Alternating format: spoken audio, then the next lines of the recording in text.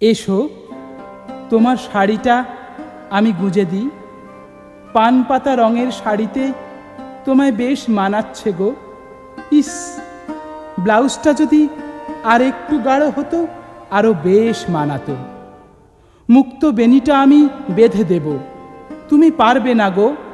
তুমি দেখো, চুলের ওপর চুল ফেলে তোমার এলোকেশি চুলকে আমি কেমন কোমলতায় ভরিয়ে দিই। আহা, নড়ছ কেন? শাড়ির ভাঁজগুলো ভেঙে যাচ্ছে তো। কি তোমার ইয়ে লাগছে? হেসো না কিন্তু।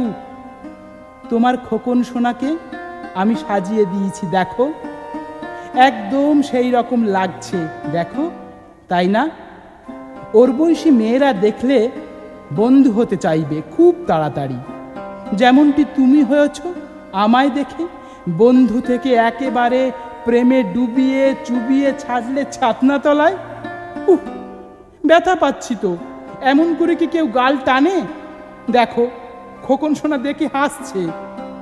কি বললে? আবার শাড়ি? এই ঈদে অনেক দাম হবে গো। এক কাজ করো, পুজোয় কিনে দেবো বেশ কয়েকটা, সাথে গয়নাও দেব।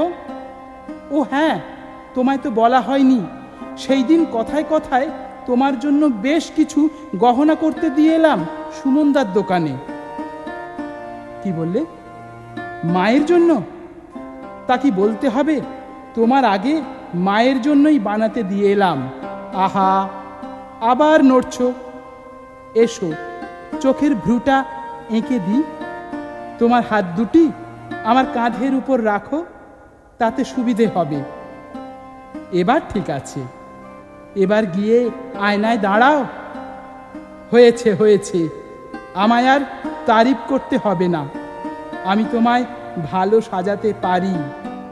আর তুমি যে আমার সংসারটাকে মনের মতো করে সাজিয়ে রেখেছ, ফুল হয়ে আমার জীবন গহীনে, ভালোবাসায়, শুধু ভালোবাসায়।